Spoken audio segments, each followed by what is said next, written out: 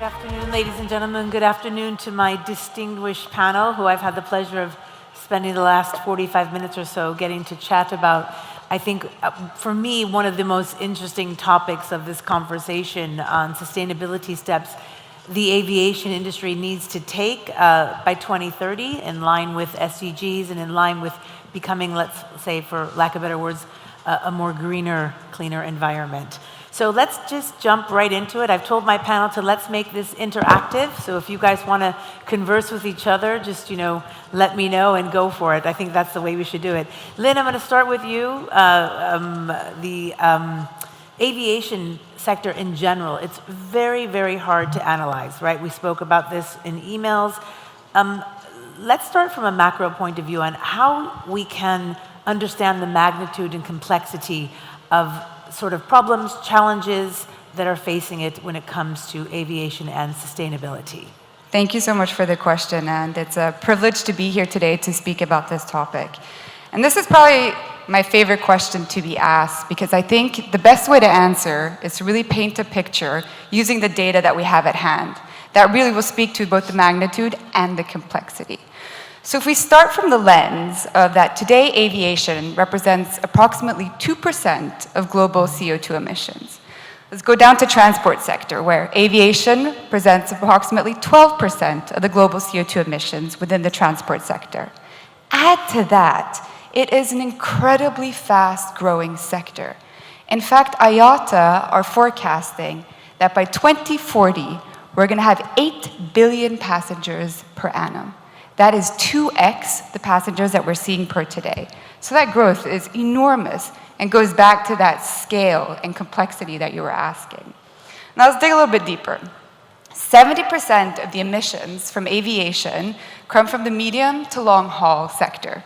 This is a sector in aircraft that you cannot easily power by hydrogen or by battery. So again, we need to then find solutions within that. Now, without intervention, it is clear that aviation will be the largest contributor to CO2 emissions in the transport sector and also across our emissions across the globe. Now, we do believe that there is a huge potential with SAF. Before I speak about SAF, or sustainable aviation fuel, it is important to note that although the CO2 emissions from SAF that are emitted during a flight are the same as those of your conventional jet fuel, within the life cycle emissions, they are lower. And it is also the most readily available solution that we have because it goes within existing fuel infrastructure, pipelines, tanks, etc., as well as existing aircraft. Now, obviously, one of the key challenges with SAF is that per today we see a demand of around 200,000 tons. We're expecting that by 2050, that demand will grow to 300 million tons. That is a staggering 1,500x in terms of demand. Per today, there's only a handful of commercially viable solutions in terms of plants, et cetera, to produce SAF. So it's clear that we're at a point now where we need to see how we're going to be able to scale up production and have the commercially viable options to do so for the longer term.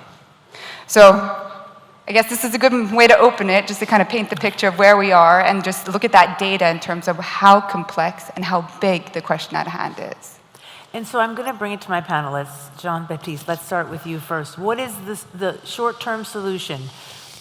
Well, I think we need to have a long-term view to find the right short-term solution. The long-term view is we want to decarbonize air transport. So some say in 2050, some say in 2060, but we want to get aviation neutral. And 2030 is an interesting milestone because the figures are not so high, but it's a stepping stone to it, towards decarbonization. So short-term solution, of course, there are many developments, electric aircraft for short-haul regional flights. It's happening now. I remember when we had the Paris Air Show in 2019, there were paper projects. We did the same in 2023. I mean, now we have demonstrators, flights, experimental flights are happening, so it's real. And the big industry is getting interesting at it. And of course, the main thing is sustainable aviation fuel. At the same time, Linn said pretty much all about it. There are many technologies. You can use waste, you can use biomass, you can use CO2 and hydrogen. The key issue is CapEx and industrial capacity. So at the scale of France, if you want to do things properly by 2030, it's 20 power plants or plants that needs to be set up. So it's huge, it's massive, it's billions. At the same time, we need to keep aviation affordable. I mean, the middle class can take, all the surge of the prices. We've seen that. It's a question of political stability. So it gathers, all the industry, all the key players. And at the moment, I can see there is some sort of an inflection point. I mean, everyone is saying decarbonization is for you. It's for the industry, it's for the oil and gas people. No, it's for the airlines to actually take responsibility. I think it's all of us. I can see that many things are happening. At the same time, the world is not moving at the same pace. I mean, the US, the EU, the Middle East, part of Asia is going fast. If you talk about SAF in Africa, you won't be, cheered and applauded. I mean, they are developing. They are interested in connectivity, developing connectivity, not interesting so much right now in terms of decarbonization. So it's a global challenge, and if you don't manage to bring everyone on board, it's going to be, you're going to disappoint people because we're not going to make 2050 or 2060. So I think what's happening now in this decade is very important. And we have the technology. I think there is the political commitment. We have the COP28 and many others. So now it's a question of execution, really. So bringing it now, if it's a question of execution, we're going to go to Andrew Sweeney, Regional Sustainability Lead at Boeing. So as Jean-Baptiste said and Linn said, it feels like a little bit of a hot potato. One is passing to the other is passing back to the other and saying, the airline industry should do it, the energy sector should do it. So tell us what your view is on SAF, sustainability, and aviation. Yeah, thank you very much for inviting me to speak. I think Boeing's core message at the heart of this is, if you look at the way its sustainability strategy, it's sustainable aerospace together. So it's trying to create that environment where it's bringing all those different stakeholders who, yes, we could all sit there and go, it's kind of their responsibility or it's somebody else's. It's how you bring all of those different stakeholders together to kind of collectively to work towards that. So certainly with SAF, we're absolutely right. Like right now, it constitutes like less than 1% of the global aviation fuel market. But we also need to give ourselves like some kudos where it's due. Like in the last year, I think we're on track now for it to triple in production capacity, which is, we're starting to make the right steps. But I guess Boeing's key role, or where it sees its key role, is kind of the heart of the kind of value chain within the aerospace sector, is bringing together those kind of key different stakeholders. So we have a role both technically, we sit on the technical committees that help set the standards and regulations around emerging SAF fuels. So we have a role there with helping some of these emerging technical companies with how we can get those through as quickly as possible. But then also, if you look at some of the recent partnerships with Forge, it's also about connecting the different customers that are going to be using these new fuels with kind of the different financial institutions to make sure that we can start to deliver them at scale. So I really think it is all about those partnerships of bringing the right people together in order to kind of start to deliver on that SAF scaling up. Farid, we spoke in the green room about sustainable aviation fuel, SAFs, Project 3, which is what ENOC is doing. I'd like you to touch on that, please. And then also, you spoke of the challenges of the SAF project. I appreciate your transparency on that. So explain to us a little bit about the project and the challenges you're facing. So, in terms of the challenges, there are many challenges. So the two important challenges, as we can see now, is feedstock and the technology readiness. So the feedstock, like what we are using, that used cooking oil, it's limited availability. And when we talk about the municipal solid waste, which is another feedstock, it's difficult to handle. Due to there is no uniformity in the composition. Yeah, at the present, or as of now, we have seen the HEFA technology, which is the most commercially viable, and all other technologies are in pilot stage and will be with a high capital cost. With regards to the project, again, we are ENOC, we are analyzing a different project to explore SAF production in UAE. And we are in a collaboration with the Dubai municipality to explore SAF production using used cooking oil. Using municipal solid waste. So if this project it will be feasible, then it will be the first kind of its in the region. But when you're talking about the idea of using it, how long does it take from idea to implementation to actually seeing the outcome? See, it depends. It depends. First of all, it depends on the technologies. Yeah. I mean, we have seen some technologies which failed, and as I mentioned today, the only HEFA used cooking oil which is happening. So to have, for example, start in a green field, to have the production on. So we are talking about 2 to 3 years to have the plant ready. So it's not that long of a lead time. Sami, CEO of Dutco Cleantech, we spoke on email about the green hydrogen project. Can you explain to us that project and how that relates to SAF? So we bring I bring the perspective of the developer. As being Dutco Group, we are co-developing right now one of the biggest green hydrogen projects in the region, which is in Salalah region in Oman, with our partners Marubeni Corporation, Samsung C&T, and OQ. That project, the aim is that we'll be producing 180,000 tons per year of green hydrogen by 2030. The reason why we're in Salalah is the wind resources are quite strong there, so it contributes to your levelized cost of green ammonia or levelized cost of hydrogen.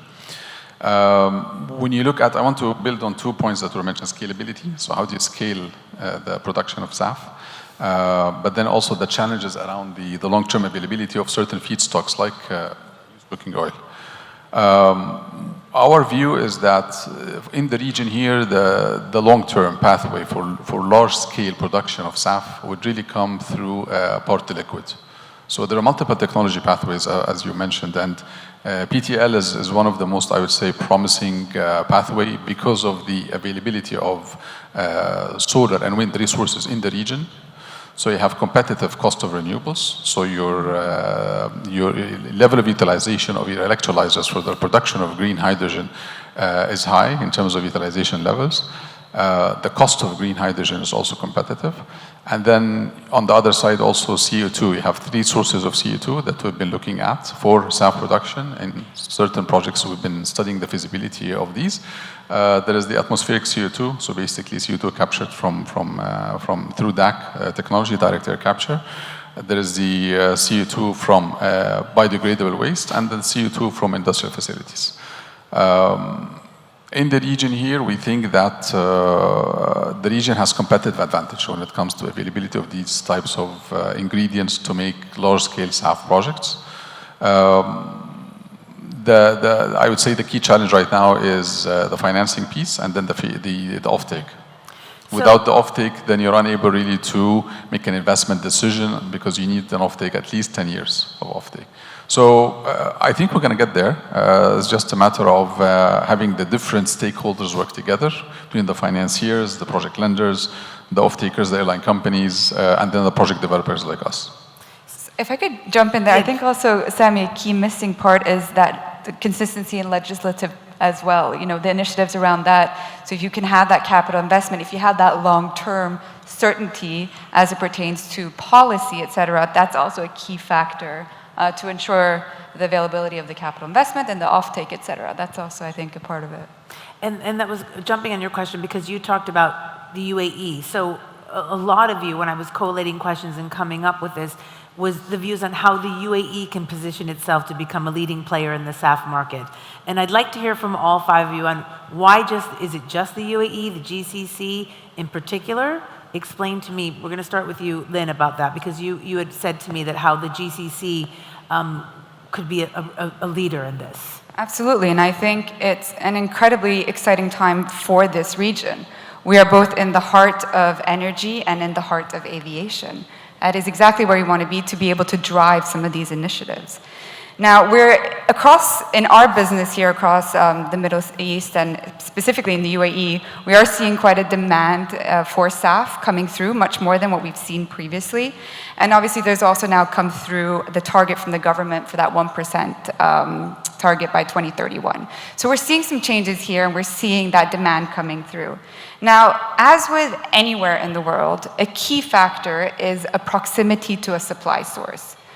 So that's what we're doing now. So BP, for example, we have concluded or finalized a feasibility study with a few key partners, including ADNOC, Tadweer, Masdar, Etihad, amongst others, to look at a MSW and green hydrogen to SAF project. We've finalized that. Now the partners are reviewing to see the commercial viability to be able to scale that up. And I think we're seeing more of that across the region. And what everyone who has spoken thus far has mentioned, and which I'd like to echo, is the only way we will get there is through close collaboration. It needs to be across industry players, across government, across the entire kind of ecosystem of aviation for us to be able to progress in a meaningful and sustainable way. Okay, maybe two remarks. The first one is regarding the markets. I mean, the emerging aviation markets, they are not the EU, they are not the US, not even here. Emerging markets, it's the 1.4 billion people in India, and tomorrow in Indonesia, 300 million, and the day after tomorrow in Africa. So if you want, things to be happening, that needs to be done that way. And then I think GCC is a real, and I can see from my perspective, a real leading, thinking forward player. And everyone has to play its part. For instance, in France, we have a lot of nuclear energy. And with green or decarbonized electricity, you can produce eSAF. It's exactly what you want to do, but not using solar, using nuclear energy. And you can be doing that in the US as well. I mean, I think everyone has to somehow work with its energy mix and find the best way to produce eSAF or SAF using waste or municipal waste, that sort of things.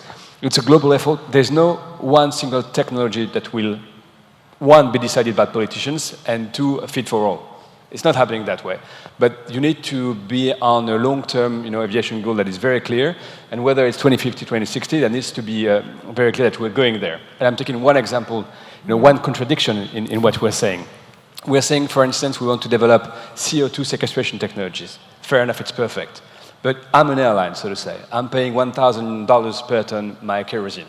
If I pay, carbon capture technology or credit carbon out of CCS, then, I have my neutrality, but I'm not using SAF.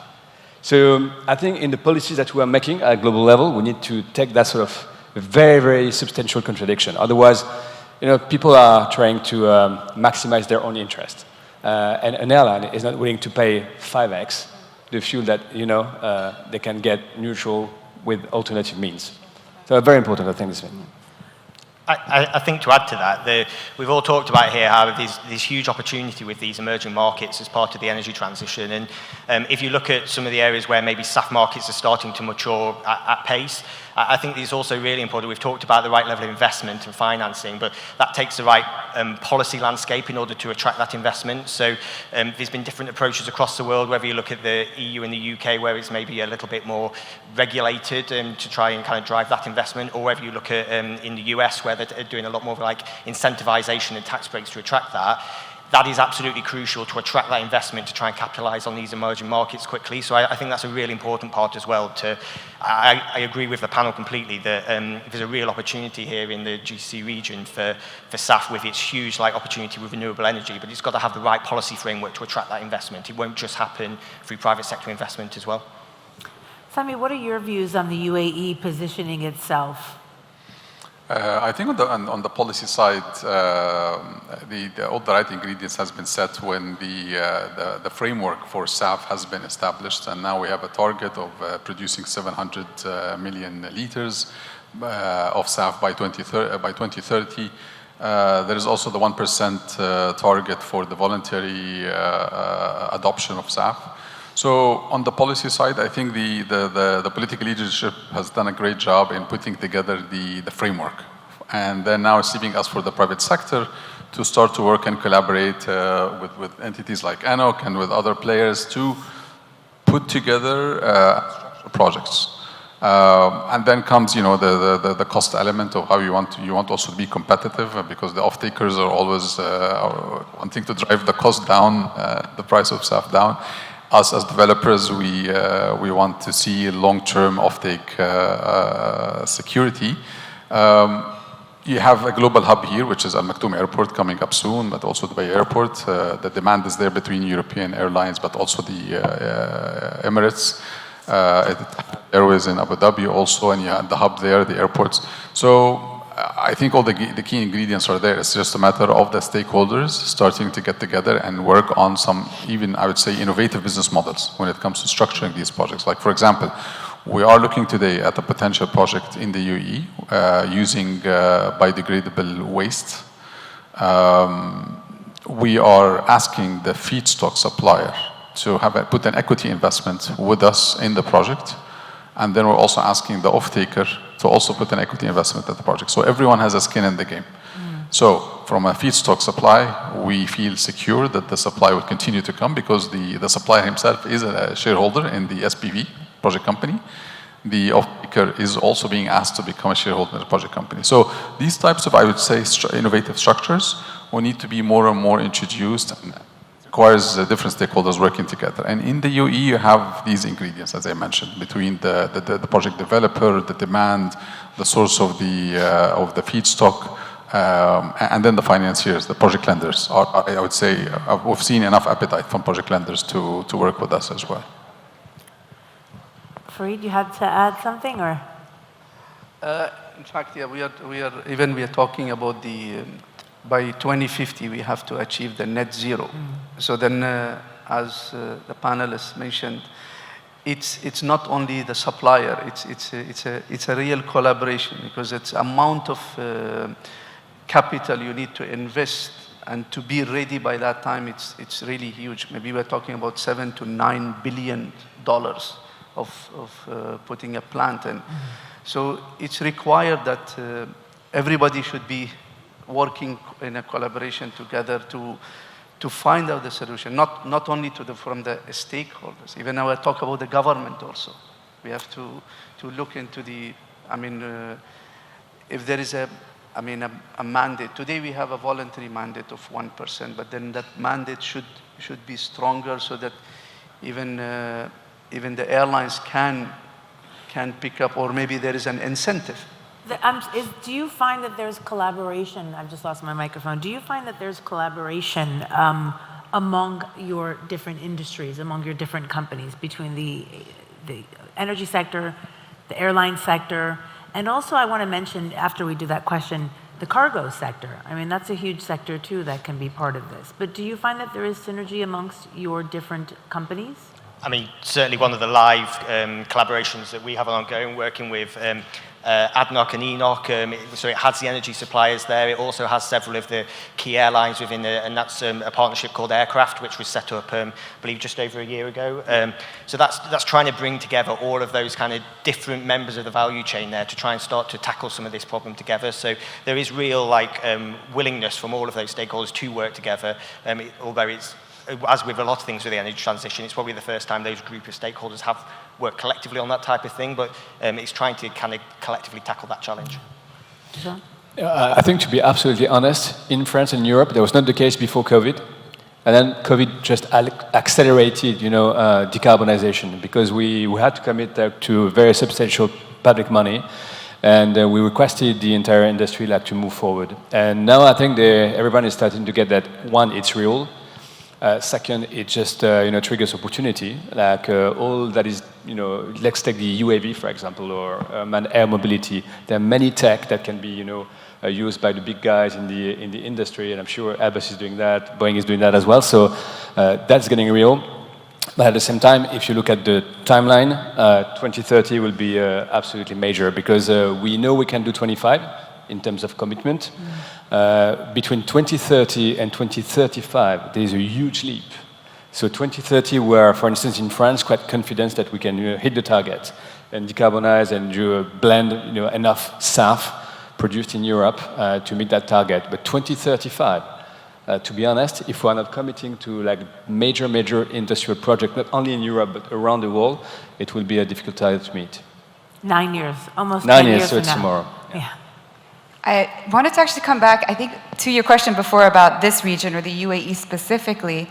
And I think you're hearing from all the partners who sit here based in this region, that collaboration is absolutely happening. And that's a very unique position that we're in because of the vision and the ambitions of, for example, the UAE, and how the UAE is looking to strengthen its position in lower carbon energies and in newer technologies. You're seeing that collaboration as the one that we're a part in, and as Boeing has also mentioned, and ENOC have mentioned here as well. It's exactly what we're doing too across industry players. So specifically here, we are absolutely seeing that collaboration. Because you have the visionaries that are in line with what you want to be in line with, which was something else I wrote a note for Enabled, yesterday. yeah. You know, 1 month from now is the U.S. election, and yesterday the President Trump actually said that climate change is a scam, and it insulted and infuriated many, many people.